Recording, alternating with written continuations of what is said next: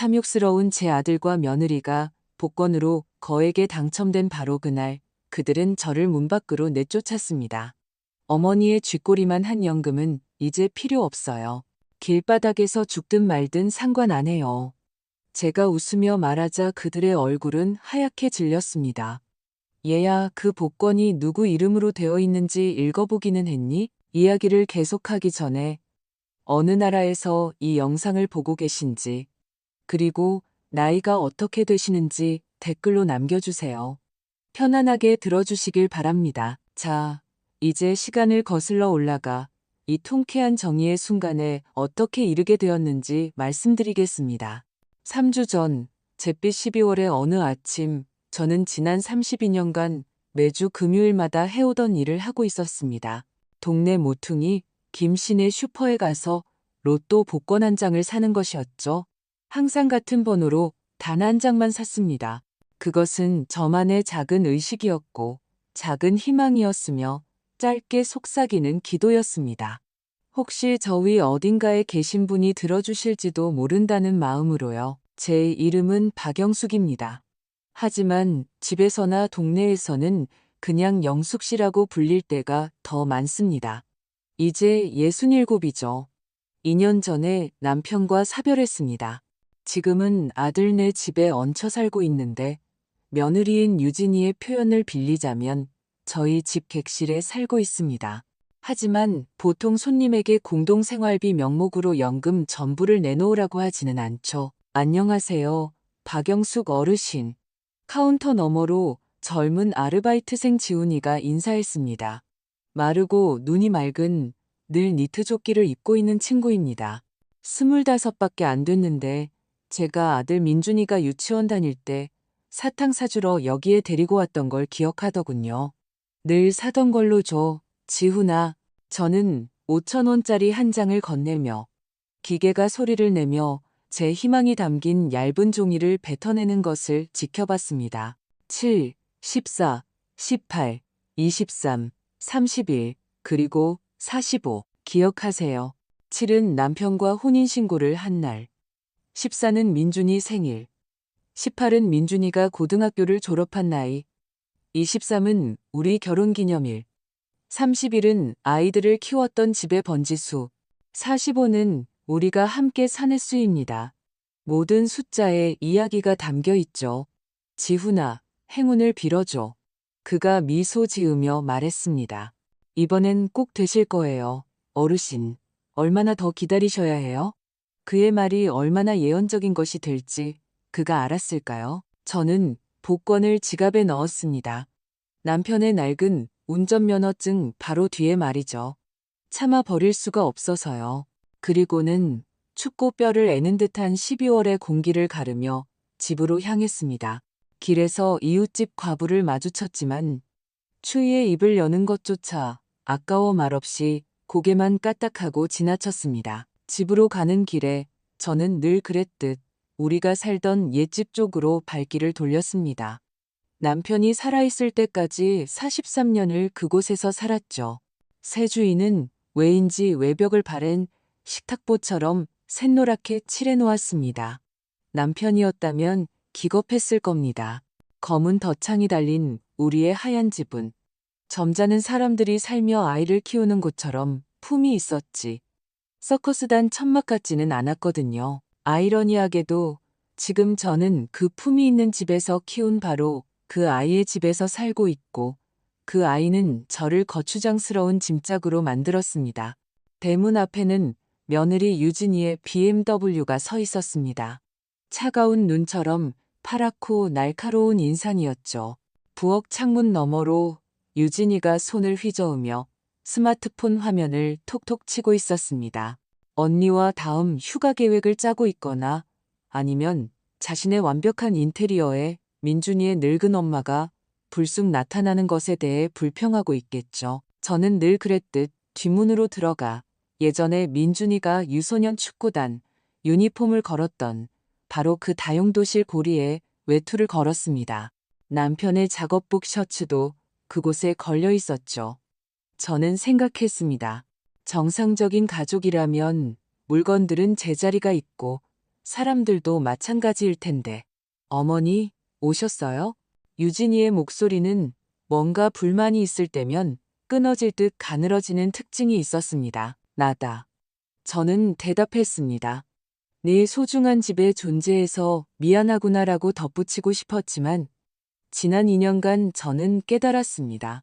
때로는 살아남고 자존심을 지키기 위해 문을 박차고 나가 소리치고 싶을 때조차도 입을 다물어야 한다는 것을요.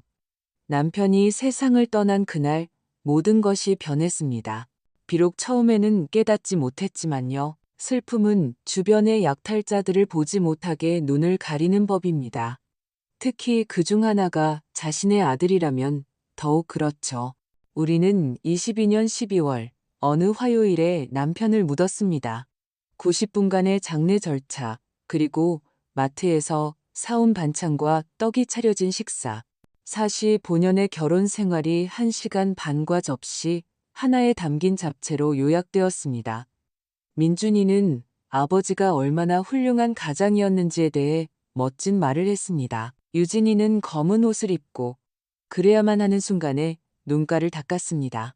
하지만 저는 카드 한도가 초과된 일이 아니고서는 그녀가 진심으로 눈물 흘리는 것을 본 적이 없습니다. 엄마, 그렇게 큰 집에 혼자 계시면 안 돼요. 장례식장에서 돌아오는 길에 민준이가 말했습니다. 차창 밖으로 잿빛 들판과 검은 덤불이 스쳐 지나갔죠. 현실적이지 않아요. 저는 얼어붙은 길바닥을 보며 결혼 전 남편과 이 길을 달리던 때를 떠올렸습니다. 그는 제 손을 잡고 어떤 집을 사고 어떤 아이들을 키우고 어떻게 살지 꿈꾸듯 말했죠. 그때 현실적이라는 단어는 우리 곁에 없었습니다. 65년을 어떻게든 살아왔는데 저는 조용히 말했습니다. 앞으로도 괜찮을 거야. 연세도 있으시고 다치기 쉬워요. 유진이가 창문에서 몸을 돌리며 끼어들었습니다. 미끄럽고 눈 오고 길이 얼잖아요. 넘어지시면 누가 발견하겠어요? 어머니, 위험하다고요. 안전을 생각하셔야죠. 그 말은 너무나 진심으로 들려서 저는 거의 믿을 뻔했습니다. 그리고 저희 집도 넓잖아요. 민준이가 말을 받았습니다. 손님방도 비어 있고요. 손주들 오면 좀 봐주실 수도 있고요. 가족이 곁에 있는 게 더 좋잖아요. 손주들을 봐달라는 말. 바로 그때 경계했어야 했습니다. 하지만 저는 슬픔이라는 검은 구멍에 빠져 있었고 그것이 의지할 곳이라고 생각했습니다. 그들의 집은 일산 신도시에 있는 새 타운하우스였습니다. 비 온 뒤 버섯처럼 고급 주택들이 들어서는 곳이었죠.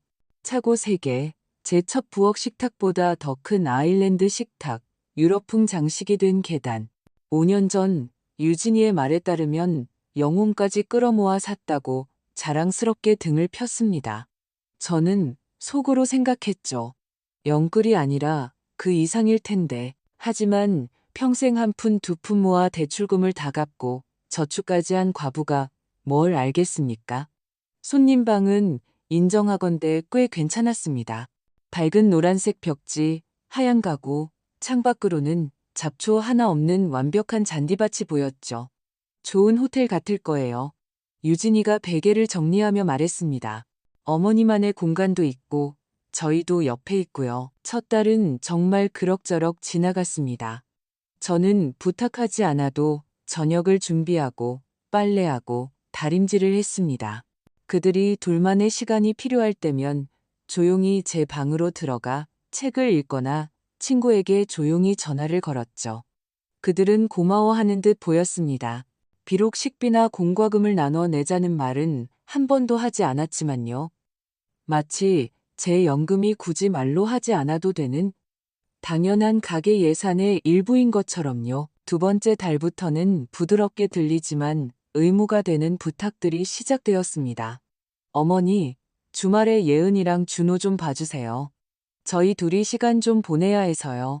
어머니, 어차피 시내 나가시는 길에 세탁소에서 옷 좀 찾아다 주세요. 어머니, 인터넷 기사님 오시는데 집에 좀 계셔 주실 수 있어요? 저희는 둘 다 일해야 해서요. 조금씩 눈에 띄지 않게 조심스럽게. 저는 손님에서 24시간 대기하는 무료 가사 도우미이자 보모로 변해갔습니다. 저는 스스로에게 말했습니다. 이건 일시적인 거야. 아픔이 가라앉을 때까지, 아침에 일어나는 게 좀 더 쉬워질 때까지, 기운이 돌아와 다시 혼자 살 수 있을 때까지. 저는 남편의 차분한 목소리를 들었어야 했습니다.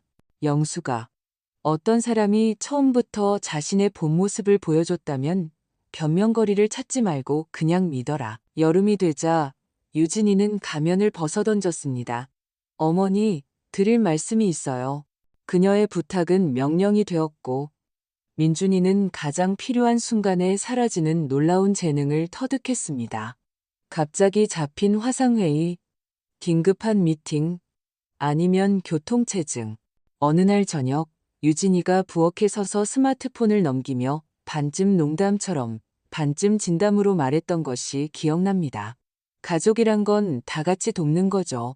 특히 갈 곳 없는 사람은 더요. 그녀는 스토브 위에서 국이 끓고 있었음에도 불구하고 싸늘하게 느껴지는 미소를 지었습니다. 그리고 예전에 장례식 후 차 안에서 민준이가 손주들 얘기를 했던 것이 제 첫 번째 신호였어야 했습니다. 여름이 되자 유진이는 부탁하는 척조차 하지 않았습니다. 어느 날 아침 그녀는 결산을 앞둔 회계사처럼 부엌 식탁에 서류를 펼쳐놓고 저를 잠시 불렀습니다. 민준이는 마치 우연히 커피를 마시러 온 것처럼 문가에 서 있었지만 제가 볼 수 있도록 그가 이 일에 함께하고 있으며 증인이라는 것을 보여주려는 듯한 자세였습니다. 재정적인 부분을 논의해야겠어요. 유진이가 서류 뭉치를 정리하며 딱딱하게 말했습니다. 사용량에 비례해서요. 비례해서는 그녀가 가장 좋아하는 단어였습니다. 그녀는 종이 한 장을 밀었습니다. 노란색 형광펜으로 숫자들이 표시되어 있었습니다. 객실 사용료 80만 원, 공과금 20만 원, 식비 및 생활용품 30만 원, 총 130만 원. 제 연금보다 5만 원이 적었습니다. 아름답고 깔끔하게 마치 모든 것이 공정한 것처럼 보였습니다. 좀 많구나. 저는 차분하게 말했습니다. 나는 혼자고 반나절은 집에 없는데. 하지만 부엌, 욕실, 세탁기를 사용하시잖아요. 유진이는 마치 깨끗한 침구와 따뜻한 물이 사치품인 것처럼 저를 쳐다봤습니다. 그리고 예은이랑 준호가 올 때는 계속 집에 계시잖아요. 다 비용이에요. 저는 노란색 줄들을 보며 생각했습니다. 이렇게 반듯하고 공식적으로 혈연 관계를 계산서로 만드는구나. 민준이가 헛기침을 했습니다. 엄마, 이건 장기적인 해결책을 찾을 때까지 임시방편이에요. 저는 서명했습니다. 제가 뭘 할 수 있었을까요? 남는 5만 원으로 방을 구하라고요? 웃기는 소리죠. 그 후 모든 것이 정해진 길을 따라갔습니다. 제가 장을 보고 요리하고 청소하고 주말에는 손주들을 돌봤습니다. 제가 주된 역할을 하는 동안 민준이와 유진이는 레스토랑에 가거나 주말 여행을 떠났습니다. 유진이의 친구들이 모일 때면 저는 웨이트리스처럼 카나페와 주스를 내놓고 미소를 지은 뒤 어른들의 대화에 방해가 되지 않도록 제 방으로 올라갔습니다. 저는 마치 부드럽고 조용한 의무의 손뭉치 속으로 빨려 들어가는 것 같았습니다. 모든 것을 스스로 하면서도 그렇게 할 기회를 준 것에 감사해야 하는 곳이었죠. 변화는 11월. 그녀의 파티에서 일어났습니다. 제가 거실에서 빈잔을 치우고 있을 때 커튼 뒤에서 유진이의 목소리가 들렸습니다. 가볍고 만족스러운 목소리였죠. 응, 모든 게 잘 풀렸어. 시어머니가 집안일에 애들까지 봐주시고 그분 연금이 우리 생활비 대부분을 충당해줘. 뭐랄까, 입주 도우미 같은 거지. 그녀가 킥킥거렸습니다. 근데 그쪽이 우리한테 돈을 내는 격이야. 천재적이지 않아? 대박이다. 친구인 잔나가 대답했습니다. 시어머니로 돈 버는 법책이라도 써. 저는 쟁반을 든 채 서 있었고 제 안에 무언가가 완전히 얼어붙었습니다. 분노라기보다는 수정처럼 맑은 깨달음이었습니다. 이것은 힘든 시기를 함께 견디는 것이 아니라 하나의 계획이라는 것. 저는 아무 말도 하지 않았습니다. 부엌으로 가서 식기세척기에 그릇을 넣고 손을 씻고 제 방으로 갔습니다. 누워서 담요를 덮고 숨을 쉬었습니다. 왜냐하면 제게는 32년간 단 한 번도 놓지 않았던 작은 것 하나가 남아 있었기 때문입니다. 금요일의 로또 복권. 12월은 눈보라와 유진이의 계획과 함께 찾아왔습니다. 그녀는 식탁에 설계도를 펼쳤습니다. 저를 위해 부엌과 별도 출입구가 있는 아늑한 반지하 원룸을 만들어준다는 것이었습니다. 사생활이 더 보장될 거예요. 그녀가 달콤하게 말했습니다. 거의 독립된 아파트나 마찬가지죠. 민준이는 옆에서 칠판 앞에 학생처럼 고개를 끄덕였습니다. 내가 지하로 가기 싫으면 어떡하지? 제가 물었습니다. 그녀의 미소는 끊어지기 직전의 실처럼 팽팽해졌습니다. 그것도 생각했어요. 저희 부부에게도 공간이 필요하니까요. 반지하가 완벽한 해결책이에요. 하지만 정 그러시다면 다른 방안을 찾아보실 수도 있고요. 다른 방안. 제 나이에 요양원 대기줄과 외딴 동네의 비싼 월세를 생각하면요. 그들은 저를 찬장 속에 쥐처럼 몰아넣고는 열쇠를 좀 더 정중하게 숨길 필요조차 느끼지 못했습니다. 그 금요일, 저는 김씨네 슈퍼로 조심스럽게 걸어갔습니다. 눈이 뽀드득 소리를 냈습니다. 인도에는 질퍽한 눈이 쌓여 있었죠. 바람이 얼굴을 때렸지만 저는 상관없었습니다. 배신은 이미 맛볼 만큼 맛봤고 빙판길은 그저 얼음일 뿐이었으니까요. 날씨가 장난 아니네요, 어르신. 제가 문 앞에서 장화를 털자 지훈이가 소리쳤습니다. 이보다 더한 날도 있었지. 저는 대답하며 카운터에 5,000원짜리를 올려놓았습니다. 늘 그랬듯이요. 기계가 윙윙거리더니 따끈하고 새로운 복권 한 장이 나왔습니다. 이번에는 제 숫자들을 다르게 생각했습니다. 7. 남편과 혼인신고 한 날일 뿐만 아니라 나를 지탱해주는 것들이 있다는 것을 상기시켜주는 숫자. 14. 민준이의 생일일 뿐만 아니라 눈 요새를 만들고 장갑이 흠뻑 젖을 때까지 집에 들어오지 않던 그 아이는 어디로 갔을까 하는 질문. 18. 그의 졸업식뿐만 아니라 사람이 처음으로 자신이 인간인지 소비자인지 결정하는 나이. 23. 결혼기념일 뿐만 아니라 우리가 함께 버티는 법을 배운 세월. 31. 집 번지수뿐만 아니라 집이란 당신을 계산하지 않는 곳이라는 문장.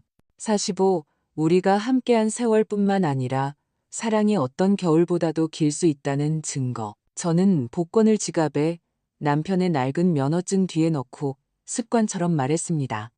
행운을 빌어줘, 지훈아, 빌고 있을게요. 그가 미소 지었습니다. 이제 어르신 차례가 올 때도 됐어요. 저는 학교 운동장을 가로질러 돌아왔습니다. 아이들이 눈썰매를 타며 갈매기처럼 소리를 질렀습니다. 계산 없는 순수한 기쁨. 저는 그 나이대에 민준이를 떠올렸습니다. 한 번은 흠뻑 젖고 입술이 파래져서 왔지만 하늘을 날듯 행복해했죠. 엄마, 요새 복도를 완성했어요. 저는 그가 언제 자기 어머니와 욕실 사용 비율을 논하는 사람으로 자랐는지 생각했습니다. 집에서는 유진이가 인테리어 업자와 이야기하고 있었습니다. 전부 저렴한 걸로요. 가장 단순한 자재, PVC, 장판, 복잡할 거 없어요. 그냥 나이 드신 분 혼자 쓸 거니까요. 그녀가 업무적인 목소리로 말했습니다. 나이 드신 분 하나. 그 말은 마치 저에 대한 이야기가 아니라 어떤 비인격적인 비용 항목에 대해 말하는 것처럼 들렸습니다. 저는 제 방으로 올라가 창가에 앉았습니다. 눈은 조용하고 고르게 내리고 있었습니다. 지갑 속에는 제 습관적인 금요일에 네모난 종이가 문 앞에서 주인을 기다리는 개처럼 끈기 있게 누워 있었습니다. 때때로 정의는 더디게 오지만 올 때는 남김없이 찾아옵니다. 저녁, 늘 그랬듯 밤 10시가 되기 1분 전 지역 뉴스에서 6개의 숫자를 발표할 예정이었습니다. 저는 큰 컵에 차를 따르고 책을 폈지만 눈은 계속 시계로 향했습니다. 그리고 아나운서가 공이 든 투명한 추첨기를 들고 1등 당첨금 20억 원이라고 말했을 때 제 안에서 아주 익숙한 무언가가 딸깍하는 소리를 냈습니다. 마치 운명이 긴 문장을 말하기 전에 숨을 크게 들이쉬는 것 같았죠. 아나운서는 밤십시 정각에 차분하게 6개의 숫자를 불렀고 제 가슴 속에서 용수철이 튕겨나가는 듯 했습니다. 7, 14, 18, 23, 31, 45. 1등 당첨금 20억 원. 저는 잠시 찻잔을 든 채 손가락의 감각도 느끼지 못하고 앉아 있었습니다. 그러다 리모컨을 찾아 녹화된 영상을 고해성사하듯 더 천천히 다시 돌려보았습니다. 똑같은 숫자, 정확히 그 숫자였습니다. 저는 지갑에서 금요일에 네모난 종이를 꺼냈습니다. 그것은 살아있는 것처럼 제 손에서 살짝 떨렸습니다. 흰 종이 위에 검은 글씨 7, 14, 18, 23, 31, 45. 머릿속에는 단어들이 떠다녔고 몸에는 조용한 강철 같은 힘이 솟았습니다. 32년, 그리고 처음 든 생각은 어린아이 같았습니다. 아래층으로 달려가 민준이와 유진이에게 말하고 껴안고 웃고 친지들에게 전화하는 것. 하지만 저는 저를 이미 반지하로 보내려던 그 방문을 바라보며 그들의 사용량에 비례해서라는 말을 떠올리고는 지갑을 닫았습니다. 기쁨도 제 삶에 비례해서 누릴 것입니다. 일단은 조용히 생각해야 했습니다. 밤. 저는 잠을 이루지 못했습니다. 창가에서 책상으로 오가며 다시 숫자를 확인하고 공책에 적었다가 지우고 다시 썼습니다. 아침이 되자 머릿속에 단순하고 견고한 계획이 세워졌습니다. 월요일에 복권 회사로 간다. 가족 조언자는 필요 없다. 모든 것을 공식적으로 처리한다. 그때까지는 침묵하고 관찰하고 누구에게도 복권을 넘겨주지 않는다. 토요일 아침은 익숙한 소란으로 시작되었습니다. 예은이와 준호는 리모컨을 두고 다퉜습니다. 유진이는 운동복 차림에 모자를 눌렀었습니다. 요가, 그 다음엔 미용실에 갈 예정이었죠. 저는 죽을 끓이며 가방에서 곡물 할인 쿠폰을 찾고 있었습니다. 민준이는 서재에 틀어박혀 일을 했습니다. 제가 가족의 일원이지만 하녀의 일정표를 가진 집에 평범한 토요일이었습니다. 어머니, 그 시리얼 쿠폰 어디 있어요? 유진이는 이미 제 가방을 자기 화장품 파우치처럼 뒤지고 있었습니다. 옆 주머니에. 아, 여기. 그녀가 멈칫했습니다. 그리고는 아주 천천히 고개를 들었습니다. 그녀의 손가락에는 쿠폰이 아닌 제 복권이 들려 있었습니다. 이거 어머니가 사신 거예요? 목소리가 현처럼 가늘고 팽팽했습니다. 매주 금요일마다 32년 동안 저는 서두르지 않고 대답했습니다. 유진이는 이미 스마트폰을 두드리고 있었습니다. 손가락이 화면 위를 허둥지둥 움직였죠. 당첨 결과를 검색했습니다. 그녀의 얼굴이 백지장처럼 하얘졌습니다. 민준 씨. 아이들이 조용해질 정도로 소리쳤습니다. 민준 씨, 빨리 이리 와봐요. 그가 셔츠 단추도 채우지 못한 채 달려왔습니다. 유진이는 그의 코앞에 제 복권과 자신의 스마트폰 화면을 들이밀었습니다. 침묵이 묵처럼 걸쭉해졌습니다. 그러다 그는 의자 끝에 걸터앉아 숫자와 저를 번갈아 보았습니다. 이거 진짜야? 그가 숨을 내쉬었습니다. 숫자가 하나도 안 틀려. 부엌을 들여다보던 예은이가 아이답게 직설적으로 물었습니다. 우리 이제 부자 되는 거야? 그럼, 아가? 유진이가 말하고는 갑자기 모든 것을 잊은 듯 딸을 안고 빙글빙글 돌았습니다. 아주 큰 부자. 저는 그들을 보며 남편을 생각했습니다. 그였다면 지금쯤 뜬구름 잡지 말고 현실을 보라며 닭과 달걀에 대한 속담이라도 한마디 했을 겁니다. 당장 변호사한테 전화해야 해. 민준이가 숨 가쁘게 말했습니다. 그리고 재무 상담사. 은행에도. 그리고 아마 반지하 계획은 재검토하거나 더 넓게 생각해야겠지. 물론이지. 유진이가 즉시 말을 받았습니다. 그만한 돈이면 어머니를 위해 별채가 딸린 더 큰 집을 살 수도 있고. 그녀의 눈이 반짝였습니다. 아니면 좋은 사설 요양원, 최고급으로. 의료 서비스, 취미 활동, 모든 게 포함된 곳으로요. 어머니도 그곳이 훨씬 편하실 거예요. 그들의 꿈이 드러나는 순간이었습니다. 저를 그들의 삶에서 좀 더 그럴듯하게 치워버리기 위한 돈. 저는 컵을 쏟지 않기 위해 식탁에 내려놓았습니다. 꿈꾸기 전에 제가 차분하게 말했습니다. 한 가지 작은 문제가 있어. 그들은 갑자기 어른들의 식탁에서 발언권을 요청한 아이를 보듯 저를 돌아봤습니다. 복권은 내 이름으로 되어 있어. 제가 말했습니다. 내 돈으로, 내 번호로 32년간 내가 사온 거야. 침묵의 종류가 달라졌습니다. 공기보다 무거워졌죠. 유진이는 눈에 띄게 창백해졌습니다. 하지만 우린 가족이잖아요. 그녀가 간신히 쥐어짰습니다. 우리 모두를 위한 거잖아요. 이건 모든 걸 바꾸는 일이라고요. 바뀌겠지. 제가 고개를 끄덕이며 자리에서 일어났습니다. 나를 위해서. 민준이가 한 걸음 다가서며 겁먹지 않게 하려는 듯 고집 센 말에게 다가가듯 두 손을 들었습니다. 엄마, 성급하게 결론 내리지 말자. 법적으로는 엄마 이름으로 된 거 맞지. 하지만 결정은 함께 내려야 해. 우린 서로 돕는 사이잖아. 돕는다는 건 아들이 어머니를 등쳐먹으려 하지 않을 때 쓰는 말이야. 저는 여전히 평온한 목소리로 말했습니다. 우리 사이엔 계산이 있었고 나를 편의상 반지하로 보내려는 시도도 있었지. 그러니 결정은 내가 직접 내릴 거야. 유진이는 업무적인 미소를 지으려 애썼지만 입술이 떨렸습니다. 물론이죠. 다 오해예요. 생활비 분담에 대해선 잘못 이해하신 거예요. 그건 임대료가 아니라 비용 분담이었어요. 가족끼리 하는 거잖아요. 편리하긴 했지. 저는 복권을 다시 지갑에 넣고 똑딱이 단추를 잠갔습니다. 오늘부터 나는 가족으로서 비용 분담을 중단하겠다. 너희가 내게 방 한 칸을 세준 게 아니잖니. 그렇지? 민준이가 머리를 쓸어 넘겼습니다. 어찌할 바를 모를 때 나오는 그의 어릴 적 버릇이었죠. 엄마, 진정해. 이건 큰돈이야. 혼자 관리하기엔 위험해. 도움이 필요해. 우리 도우미.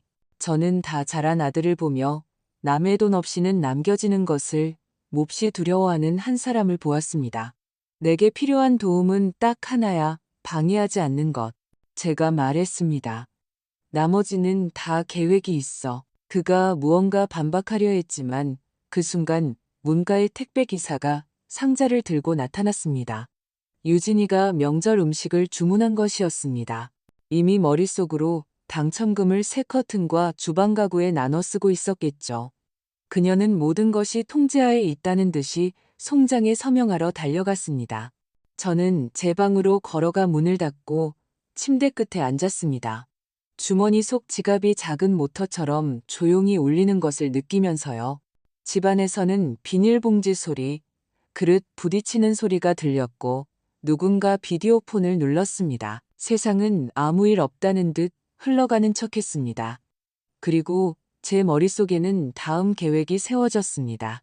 그 계획을 위해서는 민준이와 유진이의 미소를 굳게 만들 사람들과 말들이 필요했습니다. 일요일, 유진이는 위기관리 전문가의 모습으로 아침 식사에 나타났습니다.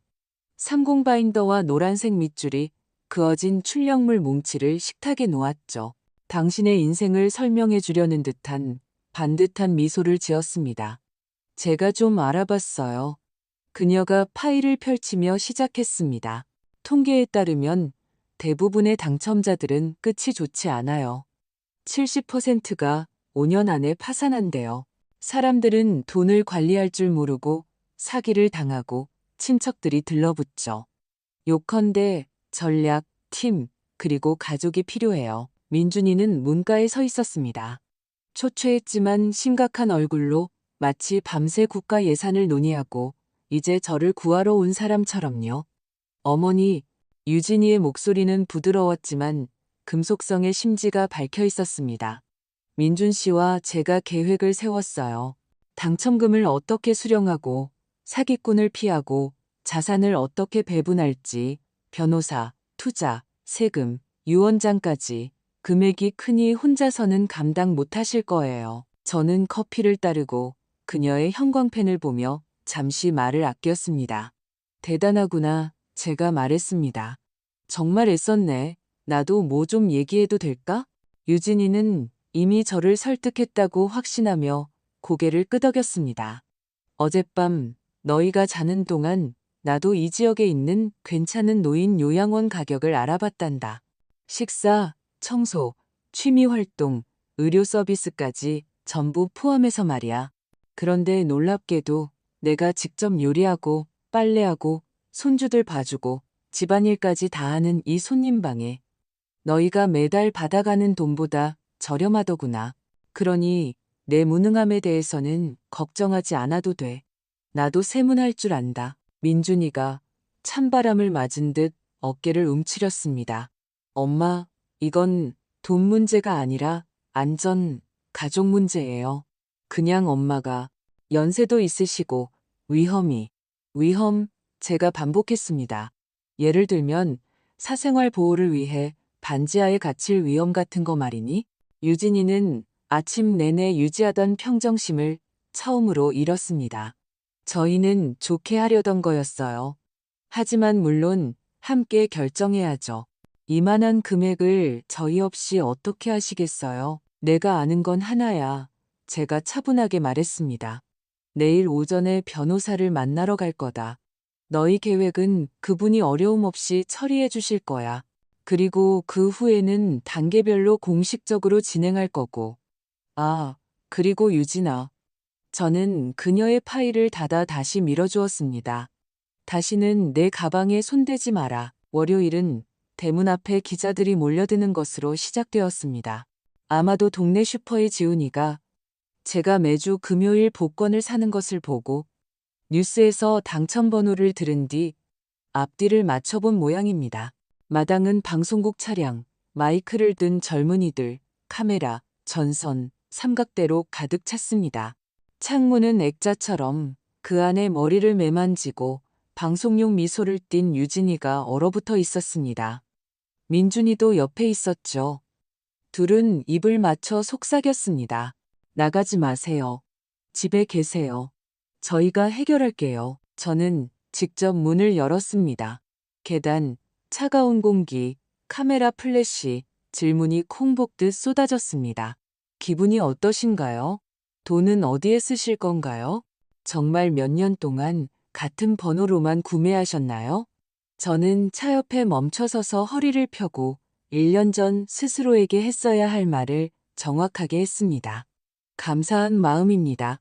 그리고 돈은 독립적으로 제 스스로 선택하며 사는 데 쓸 겁니다. 저는 2년간 나들네 집에서 숙박비를 내고 집안일까지 하는 손님으로 살았습니다. 그들은 저를 편의상 반지하로 옮길 계획이었죠. 이제 저는 더 이상 편리한 사람이 되지 않아도 될 여유가 생겼습니다. 이용당하신 건가요? 누군가 즉시 파고들며 마이크를 더 가까이 들이밀었습니다. 지금 고통스럽고 두려운 분들이 들을 수 있도록 말씀드리겠습니다. 저는 가장 가까운 카메라를 보며 말했습니다. 가족이란 임대료나 욕실 사용 비율을 따지는 것이 아닙니다. 존중입니다. 그리고 예순이 넘었더라도 자기 자신을 위해 일어서기에 결코 늦지 않았습니다. 그 후에도 그들은 더 물었지만 저는 할 말을 다 했습니다. 차에 올라 마당을 빠져나왔습니다. 현관에 서 있는 민준이와 유진이를 뒤로 한 채 멋지고 당황한 대안이 없는 모습이었습니다. 오후 2시 저는 김성철 변호사님의 익숙한 계단을 올랐습니다. 이 법률사무소에서 남편과 저는 유언장, 보험, 우리의 모든 서류상 버팀목을 정리했었죠. 사무실에서는 광택나는 원목과 서류 냄새가 났습니다. 박영숙 여사님, 그가 일어나 두 손으로 제 손을 잡았습니다. 노인 특유의 따뜻함이었습니다. 축하드립니다. 남편분께서 자랑스러워하실 겁니다. 그리고 오늘 TV에서 하신 말씀은 정말 필요한 말씀이었습니다. 터질게 터진 거죠. 제가 대답했습니다. 그래서 나온 말이고요. 저는 모든 것을 서두르지 않고 가족 조언자 없이 제대로 처리하고 싶습니다. 현명하십니다. 우선 당첨금 수령은 개인정보 보호와 함께 신중하게 진행해야 합니다. 돈은 단계적으로, 세금은 미리, 일부는 안정적인 자산에, 일부는 비상금으로, 그리고 결정하신다면 기부도요. 예산을 체계적으로 만드는 데 도움이 됩니다. 우리는 주소와 전화번호를 어떻게 보호할지, 위험을 최소화하는 방법, 어떤 위임장을 작성해야 할지, 복권회사에서 제 연락처를 함부로 넘기지 않도록 무슨 말을 해야 할지 차근차근 짚어나갔습니다. 그는 단 한 번도 제 나이 때문에 이런 일이 너무 복잡할 것이라고 말하지 않았습니다. 마치 중요한 업무를 처리하듯 명확하고 정중하게 설명했습니다. 제가 서류처를 닫으려 할 때 김 변호사님이 저를 유난히 유심히 보시더니 계산서는 옆으로 밀어두고 다른 더 두꺼운 파일을 꺼냈습니다. 한 가지 더 있습니다. 그가 말했습니다. 남편분께서 제게 부탁하신 일입니다. 특정 상황이 발생했을 때만 말씀드리라고 하셨죠. 어떤 상황이요? 제 속이 코너를 돌기 전처럼 울렁거렸습니다. 가족이 여사님의 선함을 이기적인 목적으로 이용하기 시작할 때입니다. 그가 차분하게 말했습니다. 아무래도 때가 온 것 같습니다. 그는 책상 위에 서류철을 올려놓았고 제 손가락은 저도 모르게 펜을 꽉 쥐었습니다. 지금 이 방에 또 다른 문이 열릴 것 같은 느낌이었습니다. 남편이 이미 모든 것을 정리해두고 제가 열쇠를 쥐기만을 기다리고 있던 곳으로 통하는 문이었습니다. 김 변호사님은 제 앞에 두꺼운 회색 서류철을 놓으며 마치 나쁜 소식을 연극처럼 전하는데 익숙하지 않은 의사처럼 담담하게 말했습니다. 남편분께서 돌아가시기 반년 전 사설 전문가를 고용하셨습니다. 장례식 후에 아드님 내외가 여사님을 가까이 둘까봐 걱정하셨죠. 사랑 때문이 아니라 필요에 의해서요.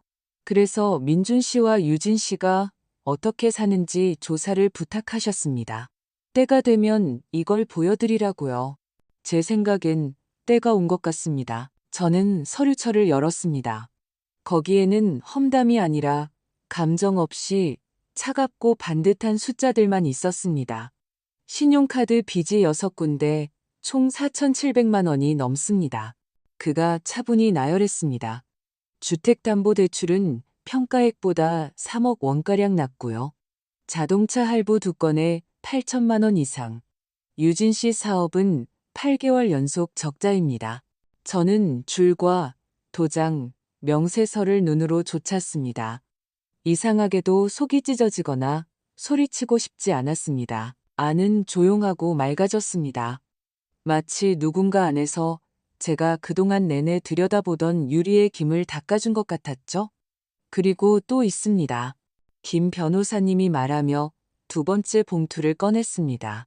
보험 증권입니다. 여사님 명의의 별도 계좌죠. 2년 전에 혹시 가족 상황이 나쁜 시나리오로 흘러갈 경우를 대비해서요. 5억 원이 조용히 들어 있었습니다. 이자가 붙어서 지금은 더 많습니다. 5억 원 이상. 제가 되뇌며 누군가의 사랑이 시간을 넘어 당신을 찾아왔을 때 짓는 그런 미소를 지었습니다. 그분은 아셨고 사랑하셨습니다. 김 변호사님이 제 말을 정정했습니다. 그리고 신중하셨죠. 저는 봉투를 지갑과 복권 옆에 있는 가방에 넣고 2년 만에 처음으로 어떻게든이 아니라 제대로 할 수 있는 사람이 된 기분이었습니다. 우리는 20분가량 더 절차에 대해 이야기했습니다. 복권회사에서 무슨 말을 할지, 전화번호를 어떻게 숨길지, 어떤 위임장을 미리 작성해둘지 저는 받아 적었고 마음속에는 이미 짧고 개인적인 다른 목록이 만들어지고 있었습니다. 김 변호사님, 제가 펜 뚜껑을 닫으며 말했습니다. 이렇게 하죠. 오늘 저녁 7시에 가족 모임이 있습니다. 차분하고 구체적으로 이야기하고 싶어요. 이 자료들 사본을 좀 가져가도 될까요? 물론입니다. 그가 고개를 끄덕였습니다. 그리고 박영숙 여사님, 자신을 의심하지 마십시오. 여사님은 강단이 있으신 분입니다. 저는 법률사무소를 나와 차가운 공기 속으로 걸어 나왔습니다. 마치 답답한 방에서 1월에 바깥으로 나온 것처럼요. 춥지만 상쾌했습니다. 집에는 기자들이 이미 대문 쪽을 곁눈질하고 있었지만 오늘은 저를 잡지 못할 겁니다. 저는 뒷문으로 들어가 낡은 고리에 외투를 걸고 민준이에게 전화했습니다. 7시에 거실에서 모이자. 너랑 유진이 조용히 얘기 좀 하자. 그는 자신감 있게 숨 쉬려 애썼습니다. 엄마, 아침에 하신 말씀 때문이죠. 감정적으로 폭발하신 거잖아요. 저희도 이해해요. 자, 저희가 준비. 7시에 제가 반복했습니다. 아이들은 빼고 그 시간까지 제 책상 위에는 이미 깔끔한 뭉치가 놓여 있었습니다. 지난 1년간의 제 총생활비 계산서, 제가 집에서 한 일 목록, 손주들과 보낸 시간, 그리고 김 변호사님 서류철의 사본들. 저는 다투거나 소리치거나 사랑과 배은망덕을 증명할 생각이 없었습니다. 저는 숫자를 보여주고 사람의 목소리로 말할 생각이었습니다. 남편이 제게 가르쳐준 대로요. 영수가 진실은 간단한 말과 도장이 찍힌 종이를 좋아한단다. 7시 30분 전 유진이는 와인잔과 그녀의 트레이드마크인 서류철을 들고 부엌을 서성거렸습니다. 서류철에 새긴 탭이 지도 위의 깃발처럼 삐죽 튀어나와 있었습니다. 전략, 리스크, 세금. 얼굴은 침착하고 입술은 절제된 미소를 띠고 있었지만 눈은 매우 빠르게 움직였습니다. 저희가 다 준비했어요. 그녀가 협상하듯 친절하게 말했습니다. 아주 좋은 기사들도 찾았고 믿을 만한 사람들 연락처도 있어요. 걱정 마세요. 아무도 어머니를 속이지 못할 거예요. 나도 좀 준비했단다. 제가 대답했습니다. 앉으렴. 민준이는 와인병을 가져와 식탁에 놓고 자신은 소파 끝에 걸터 앉았습니다. 마치 칠판 앞으로 불려나온 학생처럼요. 그는 아직 문제가 어렵지 않기를 바라는 듯했습니다. 예은이와 준호는 외할머니 댁에가 있었습니다. 집 안은 시계 소리만 들릴 정도로 조용했습니다. 제 재정 계획을 논의하기 전에 유진이가 번호 순서대로 서류를 펼치며 시작했습니다. 언론과의 소통 방식을 정해서 불필요한 압박이 없도록 해야 해요. 그리고 반지하 얘기는 저희가 좀 성급했죠. 아마 내 안전을 논의하기 전에 제가 그녀의 말을 끊으며 차분하게 말했습니다. 너희 안전부터 논의해보자. 두 사람 모두 고개를 들었습니다. 저는 첫 번째 서류철을 식탁 위에 올려놓았습니다. 종이가 장화 밑에 눈처럼 바스락거렸습니다. 이게 뭐예요? 민준이가 신경질적으로 어깨를 움찔하며 물었습니다. 내 아버지가 미리 준비해둔 거다. 제가 대답했습니다. 혹시 너와 유진이가 보살핌과 회개를 혼동할 경우를 대비해서. 유진이는 미소 지으려 했지만 미소는 나무 토막처럼 굳어 있었습니다. 어머니, 너무 극적으로 생각하지 마세요. 저희는 다 한편이잖아요. 저는 표지를 넘겨 그들 가까이로 밀었습니다. 거기에는 그들의 숫자가 있었습니다. 우리의 다툼도, 엄마, 오해야라는 말도, 우린 좋게 하려던 거야 라는 변명도 없이 그저 줄글, 그저 빚, 마이너스, 연체, 진실부터 시작하자. 제가 차분하게 말했습니다. 너희의 진실. 민준이는 침을 삼켰습니다. 유진이는 시끄럽게 숨을 내쉬고는 와인잔으로 손을 뻗었습니다. 손가락이 떨렸고 유리가 식탁에 부딪혀 쨍그랑 소리를 냈습니다. 저는 다음 페이지를 넘겼고 집안 어딘가에서는 괴종시계가 메트로놈처럼 정확하게 초를 세고 있었습니다. 저는 첫 페이지를 넘기고 비난하거나 목소리를 높이지 않고 마치 전기요금 고지서를 읽듯 담담하게 읽어내려갔습니다. 신용카드 비 6군데 총 4,700만 원 이상. 주택담보대출 마이너스 3억 원 이상. 자동차 할부 2건에 8천만 원과 1억 원 이상. 유진이 사업 8개월 연속 적자. 민준이는 침을 삼켰습니다. 유진이는 어깨를 움찔하며 잔으로 손을 뻗다가 헛디뎠습니다. 유리가 식탁에 부딪혀 쨍소리를 냈습니다. 저는 옆에 제 작은 공책을 놓았습니다. 1년 내내 잊지 않으려고 꼼꼼하게 표시해둔 그 공책이었죠. 이제 내 차례. 1년 동안 나는 너희에게 공동생활비로 560만 원을 줬다. 주말과 휴일 없이 손주들과 보낸 시간 약 0시간, 약 800번의 빨래, 약 300번의 저녁 식사, 그리고 매주 장보기와 청소. 솔직하게 계산하면 너희가 내 노동에 대한 대가를 지불해야 했지. 하지만 실제로는 반대였어. 이 손님방은 내가 먹여주고 재워주는 괜찮은 요양원보다 더 비싸게 친 셈이야. 그건 불공평해요. 민준이가 숨을 내쉬었습니다. 저희가 엄마한테 집을 드렸잖아요. 너희는 내게 방과 의무를 줬지. 제가 차분하게 말했습니다. 그리고 부엌에서 마주치는 게 불편해지자 욕실 사용 비율이라는 걸 만들어냈고, 그건 집이 아니라 서명 없는 계약이야. 유진이는 정신을 차리려 애썼습니다. 그녀는 공급법자를 설득할 때 쓰는 그 업무적인 목소리로 말했습니다. 어머니, 모든 걸 왜곡하고 계세요. 우린 가족이고 위험을 대비한 거예요. 그리고 비용 얘기를 하자면 저희도 식료품에 돈을 썼다고요. 식료품은 내가 샀어. 제가 부드럽게 말을 끊었습니다.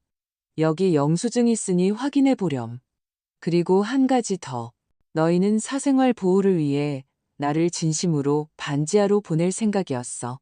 그건 지원이 아니라 고립이라고 부르는 거란다. 그녀는 부끄러움이 아니라 논리적으로 걸렸다는 사실에 얼굴이 붉어졌습니다. 그건 임시방편이었어요. 저희는 최선을 다하려던 거고요. 그리고 저희 빚을 얘기하는 건 사생활 침해예요. 어떻게 그럴 수가 있어요? 너희가 내 가방을 뒤진 것과 똑같은 방식이지. 제가 대답했습니다. 다만 나는 쿠폰이 아니라 진실을 꺼냈을 뿐이야. 호기심 때문이 아니라 나 자신을 지키기 위해서.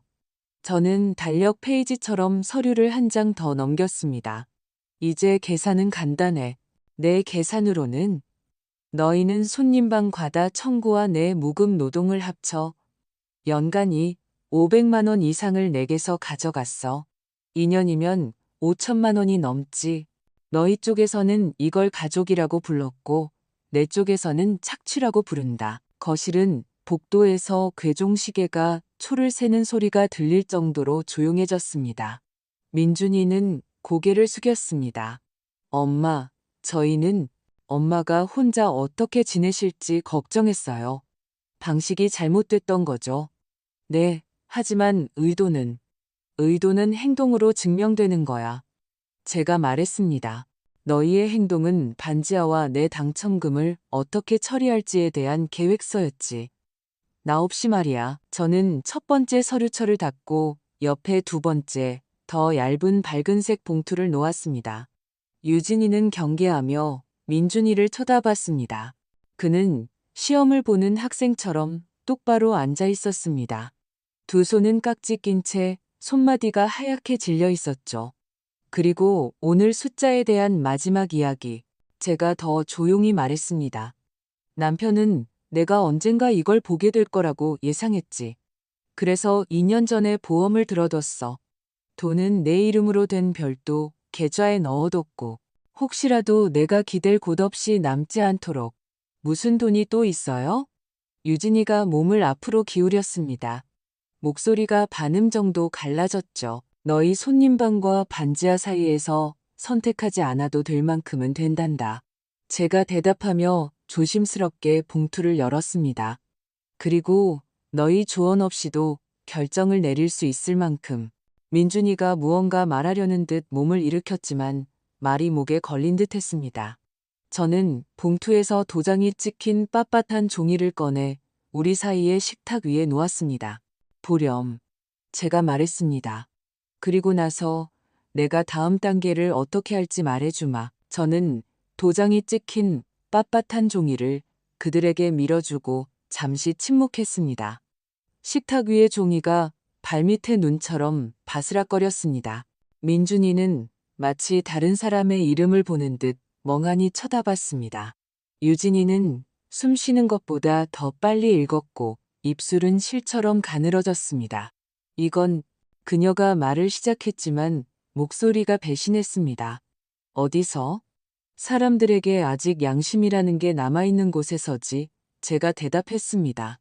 남편은 내가 가까운 사람들이 사랑과 회개를 혼동할 때 기댈 곳 없이 남지 않도록 대비해줬어. 저는 봉투를 다시 넣고 모든 것을 저녁 식사 전 접시를 정리하듯 제 앞에 차곡차곡 쌓았습니다.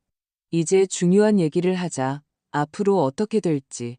제가 금속성 없이 차분하게 말했습니다. 내일 아침 나는 김 변호사님과 함께 복권 회사로 간다. 당첨금 수령은 내가 직접 한다. 관리에 대한 어떤 조언이든 변호사를 통해 서면으로 해라. 오늘부터 나는 너희 공동생활비에 참여하지 않고 반지하로도 이사 가지 않는다. 민준이가 움찔하며 몸을 바로 세웠습니다. 엄마, 성급하게 굴지 마세요. 우린 적이 아니잖아요. 큰돈은 책임이 따르는 일이에요. 함께 뭉쳐야 해요. 우린 가족이잖아요. 가족이란 화장실 가는 걸음수를 세지 않는 거야. 제가 말했습니다. 하지만 우리는 서명 없는 계약 관계였지. 나는 그 계약을 파기한다. 유진이는 표정을 수습하고 협상 톤으로 돌아왔습니다. 그럼 적어도 어머니의 거주 형태에 대해서는 논의해봐요. 모두가 만족할 만한 해결책을 찾아보죠. 더 큰 집이나 별채, 아니면 의사와 여가 활동이 제공되는 고급 사설 요양원 같은 선택지도 있고요. 나는 이미 선택했어. 제가 말했습니다. 경기도에 있는 늘 푸른 실버타운이야. 방 2개, 작은 부엌, 주차 공간도 있어. 계약금은 냈고 월 사용료는 너희가 나한테서 받던 돈보다 적단다. 거기서는 내가 가사 도우미나 보모 노릇을 할 필요도 없고 그녀는 빈 그릇을 코앞에 둔 고양이처럼 천천히 눈을 깜빡였습니다. 잠깐만요. 뭐라고요? 언제 그렇게 하셨어요? 어제 제가 대답했습니다.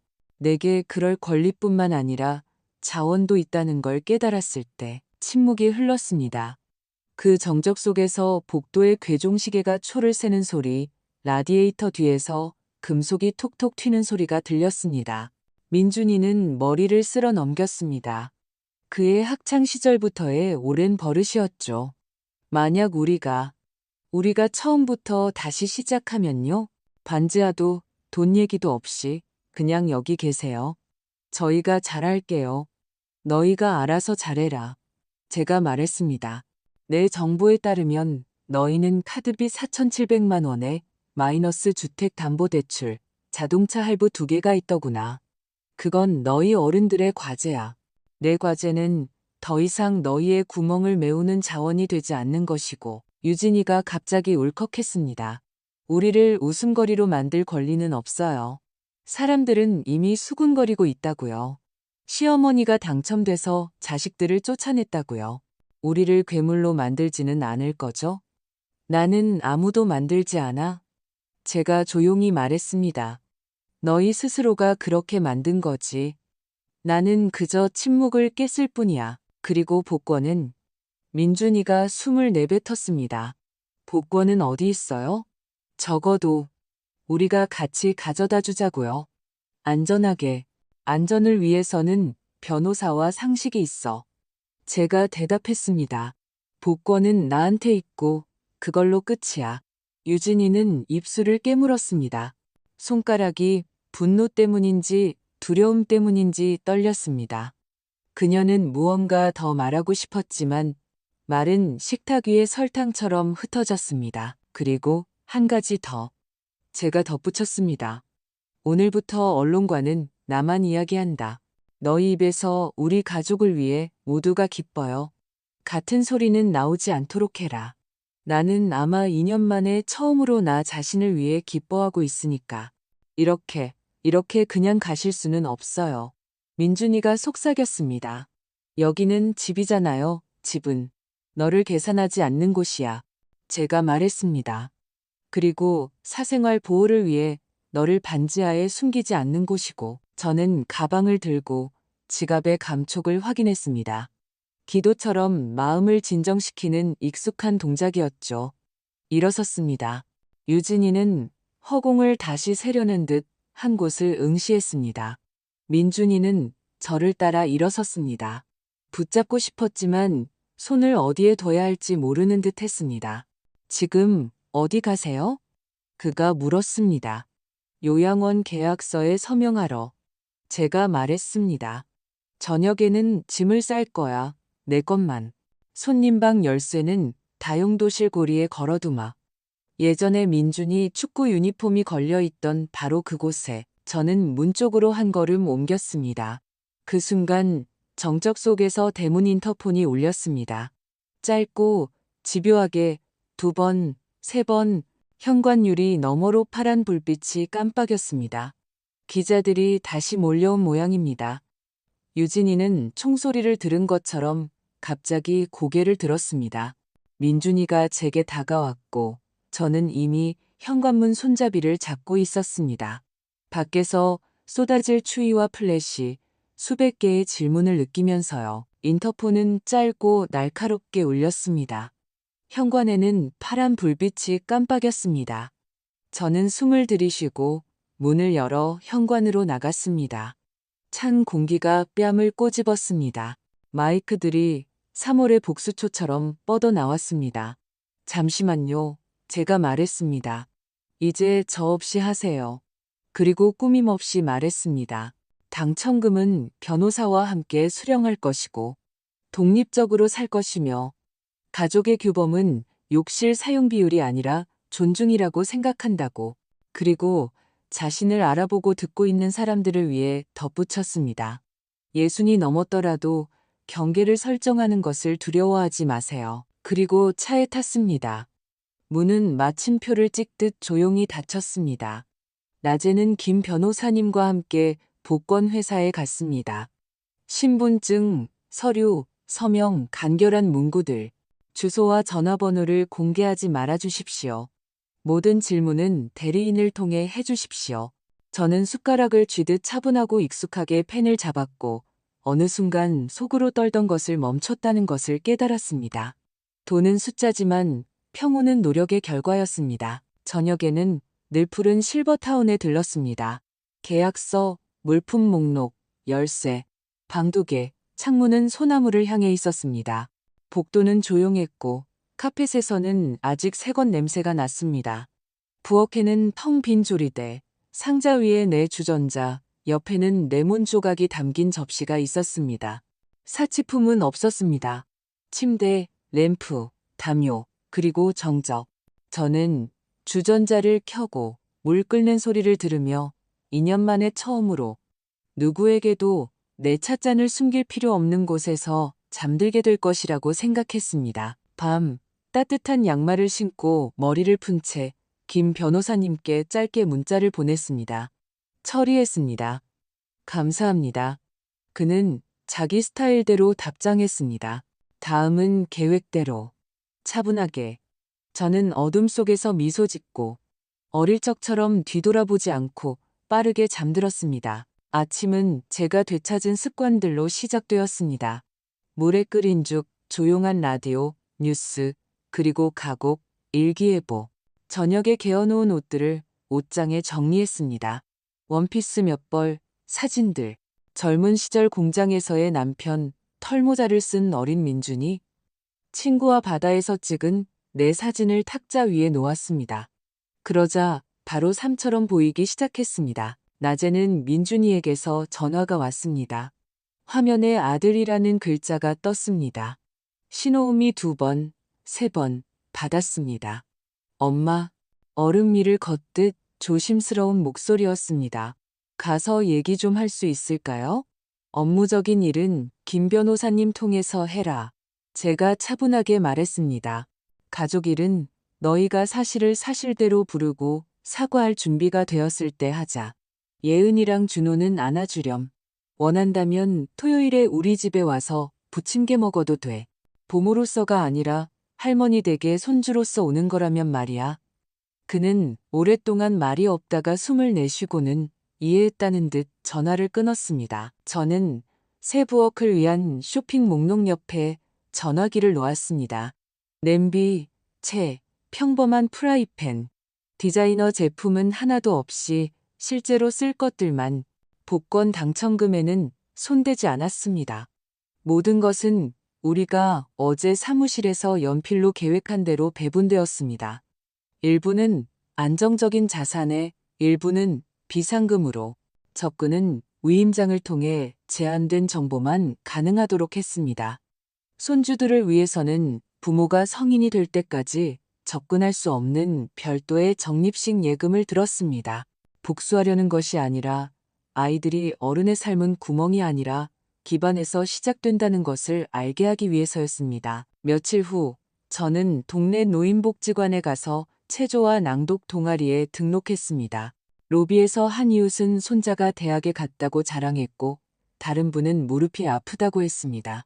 세 번째 분은 냉동 블루베리로 잼 만드는 법을 알려주었습니다. 전략이나 비율 없이 평범한 대화들이었습니다. 제게 어떻게 지내냐고 물었을 때 저는 적응하고 있어요. 다시 사는 법을 배우고 있죠. 라고 대답했습니다. 그리고 그것은 사실이었습니다. 이사는 간단하게 끝났습니다. 저는 책과 오래된 편지가 든 마지막 상자를 가지러 유진이와 민준이네 집에 들렀습니다. 집은 깨끗하고 차가웠습니다. 다용도실 고리에 손님방 열쇠를 걸고 잠시 손가락을 머물렀습니다. 어린 민준이가 유니폼을 걸던 모습, 다리미와 풀냄새를 떠올렸습니다. 유진이가 복도로 나왔습니다. 아름답고 정돈된 모습, 눈은 메말라 있었습니다. 어머니, 그녀가 낯선 목소리로 말했습니다. 저희가 아기는 없었다는 거 아시죠? 알아. 제가 대답했습니다. 너희는 편리함을 원했고 나는 평온함을 원했지. 우리가 원하는 게 달랐을 뿐이야. 우리는 잠시 서 있었고 저는 문을 쾅 닫지 않고 떠났습니다. 밖의 공기는 차가웠지만 효과가 있는 약처럼 톡 쏘았습니다. 예은이와 준호는 토요일에 만났습니다. 저는 부침개를 부쳤고 아이들은 그림을 가져왔습니다. 하나는 소나무 사이에 있는 집이었고 다른 하나는 주전자를 든 할머니였습니다. 우리는 밥을 먹고 학교 이야기, 예은이 친구네 고양이 이야기를 했습니다. 갈 때 준호가 계단에서 저를 작은 아이처럼 꽉 껴안았습니다. 저는 습관처럼 말했습니다. 언제든 전화하렴. 이제 할머니는 항상 시간이 있단다. 그리고 이것 또한 사실이었습니다. 가끔 기자들에게서 전화가 옵니다. 저는 정중하게 거절합니다. 한 번은 당신을 잔인하다고 생각하는 사람들이 있다는 걸 아시나요? 라고 물었습니다. 저는 대답했습니다. 사실을 사실대로 말하는 것이 잔인함이라면 그렇게 생각하세요. 제게는 냉철함이라는 단어가 더 어울리는 것 같네요. 그들은 다시 전화하지 않았습니다. 민준이와 유진이에 대한 소문은 여러 가지였습니다. 누군가는 은행에서 그들을 봤다고 했고, 누군가는 차를 팔았다고 들었다고 했습니다. 저는 기쁘지도 괴롭지도 않습니다. 그것은 그들의 어른으로서의 과제입니다. 언젠가 그들이 돈이 아니라 미안해요. 저희가 깨달았어요 라는 말이 있는 대화를 위해 찾아온다면 제게는 그들에게 답해줄 마음의 여유가 있을 겁니다. 하지만 그들을 쫓아가지는 않을 겁니다. 그것이 바로 경계입니다. 소나무 곁에서의 제 삶은 제 방식대로 흘러갑니다. 아침에는 단지 주변 산책로를 걷습니다. 걸음은 규칙적이고 호흡은 고릅니다. 목요일에는 낭독회가 있습니다. 우리는 단편 소설을 읽고 저는 다시 소리내어 읽는 것을 좋아하게 된 자신을 발견합니다. 주말에는 가끔 옛 동네에 가서 벤치에 앉아 남의 집이 된 그곳의 하얀 덧창을 바라보며 기억이 꼭 아파야만 하는 것은 아니라는 것을 압니다. 그저 존재할 수도 있다는 것을요. 이 이야기의 교훈은 빵처럼 간단합니다. 돈은 사람을 고치지 않습니다. 단지 이미 있던 것을 비출 뿐입니다. 가족은 회개가 아니며 자신에 대한 존중은 변덕이 아니라 자신의 삶에 대한 의무입니다. 때로는 올바른 선택이 혼자 남는 것을 의미하지만 외로운 것이 아니라 자유로운 것입니다. 주전자가 끓었습니다. 저는 티백에 물을 부으며 물이 도자기에 부딪히는 소리를 들으며 생각했습니다. 새로운 삶이란 팡파르가 아니라 더 이상 두려워하지 않게 된 평범한 일상의 소리라고. 끝까지 들어주셨다면 감사합니다. 자신을 아끼세요. 그리고 혹시 어딘가에서 당신을 비율로 계산하고 있다면 기억하세요. 언제든 한쪽 문을 조용히 닫고 다른 문을 열 수 있다는 것을요. 이 이야기를 끝까지 들어주셔서 감사합니다. 댓글로 여러분이 몇 살이신지, 어느 나라에서 이 영상을 보고 계신지 알려주세요. 저희는 누가 우리를 보고 있는지 아는 것이 중요합니다. 좋아요를 누르고 채널을 구독해주세요. 앞으로 더 많은 실제 삶의 이야기들이 기다리고 있습니다.